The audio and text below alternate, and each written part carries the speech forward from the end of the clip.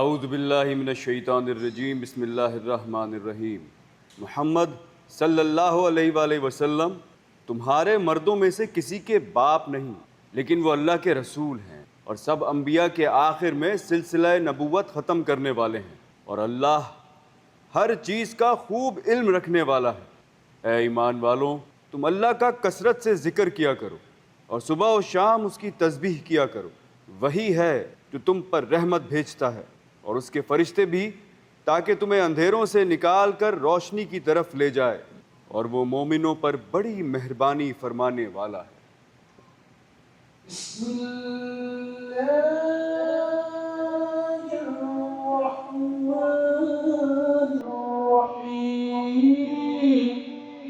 सबसे पहले तो अल्लाह ताला जितने मुसलमान हैं पूरी दुनिया के अंदर, उनको अपनी हिफ्ज़ मान रखे। अस्सलाम वालेकुम सब भाई, अस्सलाम वालेकुम नाम भाई, अस्सलाम वालेकुम मसीह बच्चों, अस्सलाम वालेकुम। मैं ये सोच रहा था कि जो हार्ड टाइम्स आए हुए हैं ये पूरी मुस्लिम उम्मत पे आए हुए हैं इस वक्त, और अगर हम नोटिस करें तो ये जितनी भी जंगें और जंगों की कैफियत है ये सिर्फ मुसलमान उम्मत पे ही है। सारी वो कंट्रीज जिसके अंदर इस्लाम है, इस्लाम का बोलबाला है, सब कुछ वहीं हो रहा है। इसका मकसद कहीं एक तो नहीं कि हम सबका दुश्मन कोई एक है जो हम सबको लड़ाने की कोशिश कर रहा है। नबी करीम सल्लल्लाहु अलैहि वसल्लम ने इतने 100-1400 साल पहले बिल्कुल सही फरमाया था कि एक वक्त आएगा कि हमें पता भी नहीं चलेगा और वो दुश्मन जो होगा वो हम पर गालिब होना शुरू हो जाएगा। आप देखिए ना, ये सब वही तो हो रहा है।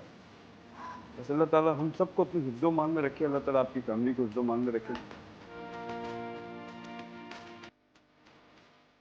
अच्छा, मुझे ये बताइए कि सहरी करना और इफ्तार करना आप लोगों को घर में ज़्यादा पसंद है या बाहर जाना? मैं हमेशा प्रेफर करता हूँ कि मैं घर में इफ्तारी करूँ, क्योंकि मैं रमज़ान ट्रांसमिशन से डायरेक्ट जाता हूँ, तो मैं चाहता हूँ जब मैं घर जाऊँ कि चीज़ें वहाँ रेडी होनी चाहिए। ऑल्दो बहुत सारे लोग ऐसे हैं, मेरे फ्रेंड्स भी कुछ ऐसे हैं जो इस बात को प्रेफर करते हैं कि यार बाहर जाके करना चाहिए क्योंकि आपके पास ऑप्शन ज़्यादा हो जाते हैं। मैं थोड़ा सा रेस्ट को प्रेफर करता हूँ क्योंकि मैं ट्रांसमिशन के फ़ौरन बाद घर जाता हूँ। तो मैं चाहता हूँ कि जब मैं घर पहुँचूँ तो वहाँ सब कुछ रेडी हो।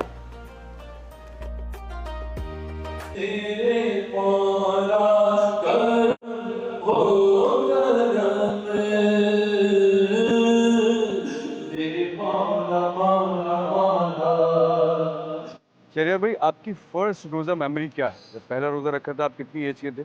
मुझे याद पड़ता है शायद मैं 6 या 7 साल का था। अच्छा, माशाल्लाह। मेरी शायद फर्स्ट रोज़ा मेमोरी मैं 10 साल का था या 11 साल का था, तब मैंने रखा था। और मुझे ये याद है कि मैंने फर्स्ट ईयर के अंदर, जब मेरा पहला साल था, जब मैं रोज़े रख रहा था, तो मैंने 20 रोज़े रखे। इतना रोते थे कि सफ़ेद हो गई थी आँखें, उनको नज़र नहीं आता था। बस मक्के मदीने की याद में। आपने क्या बात याद दिलाई। मेरी दादी भी जो थी, उन्होंने भी उस ज़माने के अंदर हज किया हुआ है। जब पाकिस्तान से आप जब सऊदीया जाते थे तो शिप में जाते थे, और मेरे ख़्याल से काफ़ी लंबा सफ़र था और उसके अंदर जाने में टाइम लगता था। फिर आप सोचिए वहाँ हज जो था वो 40 डेज़। मैं सोचता हूँ कि यार वो किस लेवल का हज होगा, और अल्लाह ताला ने उनके दर्जात कितने बुलंद किए होंगे उस हज को करने में, क्योंकि उसमें इतनी मेहनत थी। वैसे तो हज वैसे ही मेहनत वाली इबादत है, लेकिन आप सोचिए कि हम तो अभी जहाज़ में बैठे उतरे, अल्लाह ताला ने बहुत आसाइशें दी गई, सुकून दिया हुआ है ज़िंदगी में, हम हज कर लिया, उम्रा कर लिया। लेकिन आज से 50 साल पहले जो लोग हज करते थे, वो उनका किस लेवल का होना था।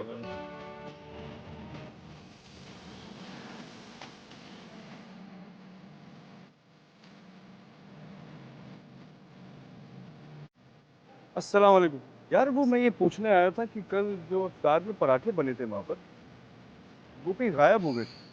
There was no any single prod. There was no any single paratha. हाँ, कहाँ गए वो? यही तो पूछने आया हूँ।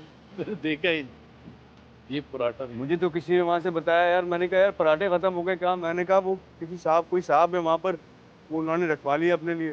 नहीं, रियली मैंने हर जगह देखा, वहाँ पे सिर्फ 2 थे क्या बस।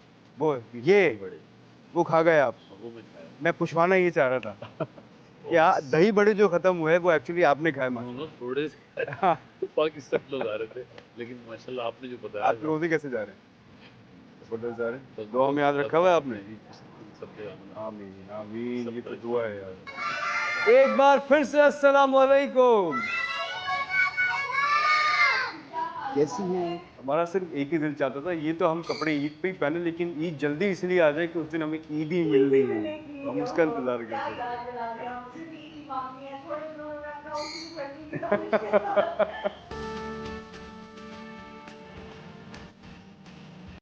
कल का क्रिकेट का मैच किस किसने देखा?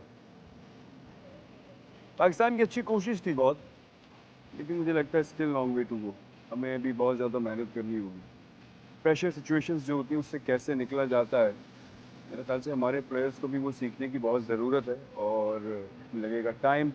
हम सिर्फ ये कर सकते हैं कि एज ए क्रिकेट फैन हम अपनी बात किसी तरह पीसीबी तक ये पहुंचा दें कि सिर्फ उन लोगों को सिलेक्ट किया जाए जो T20 के लिए रिक्वायर्ड हैं, और जो प्लेयर्स वनडे के लिए रिक्वायर्ड हैं सिर्फ उनको ही वनडे में सेलेक्ट करके रखना चाहिए। हमारे तीनों फॉर्मेट्स की जो टीम है ना, वो एक नहीं हो सकती, मुझे ऐसा लगता है, ये मेरा पर्सनल ओपिनियन है। प्लेट, पानी, पत्ती, प्याली, प्रेशर कुकर, इतने सारे ऑप्शन से यहाँ पे गलती हो गई है।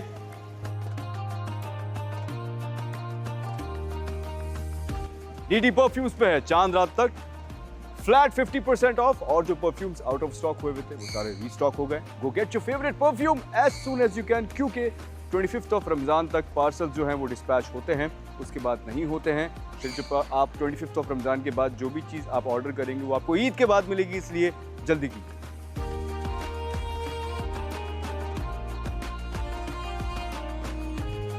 नाम मसाला तो दानिश, सानिया, आपका नाम क्या है भाई? मज़ा, कितने आसान, कितने शाहिद, दिखाओ बेटे ने, ये भी शाहिद है। नाम क्या है आपका? आपका नाम क्या है? जोर से बोलते हैं अवेश भाई। अवेश नाम है।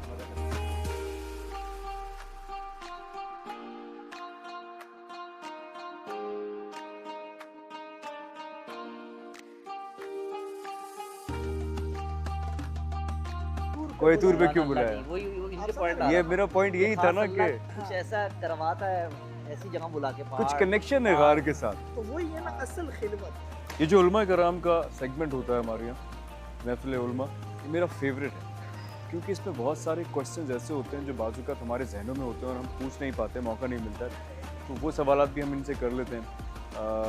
ऑन ईयर तो हम क्वेश्चंस करते ही, आप लोगों के भी कुछ सवालात आते हैं, लेकिन ऑफ ईयर मैं इन लोगों से काफ़ी सारे क्वेश्चंस करता हूँ और मुझे उनमें काफ़ी सारे सवालों के जवाब मिल भी जाते हैं, इसलिए मेरा फेवरेट है।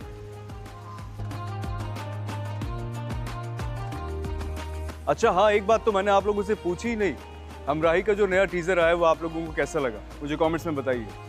अब वो टिप्स तो मैं अक्सर अपने इंस्टाग्राम पे भी देता रहता हूँ। नहीं, तो फिर हमने नमक बिल्कुल सही डाला है, बहुत कम डाला है। अच्छा, फिर भी हमने बहुत कम डाली, बिल्कुल सही है। अच्छा जी,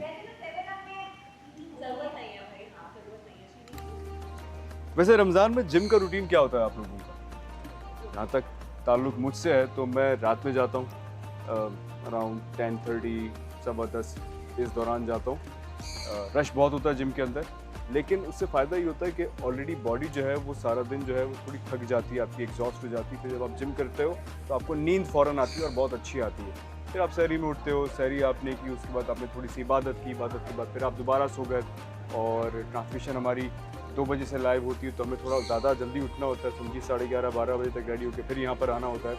बट जिम मिस नहीं करना चाहिए, फ़ायदा ही होता है रमज़ान के अंदर, आप जो हो वो कैलोरी डेफिसिट पे होते हो। वैसे भी रमज़ान के अंदर अगर मैं अपनी बात करूँ तो मैं तो होता ही हूँ, क्योंकि मैं या तो सहरी कर रहा होता हूँ या अफ्तार कर रहा होता हूँ।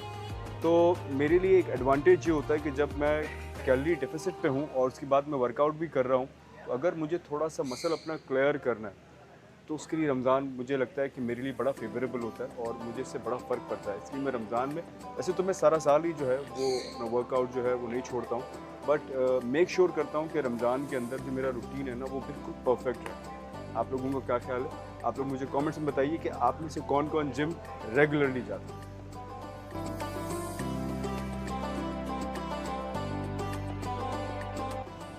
वैसे मैं सोच रहा था कि असर से मगरिब तक का जो वक्त होता है वो सबसे क्रूशियल होता है, क्योंकि यही वो वक्त है जब आपको सबसे ज़्यादा भूख और प्यास की तलब हो रही होती है।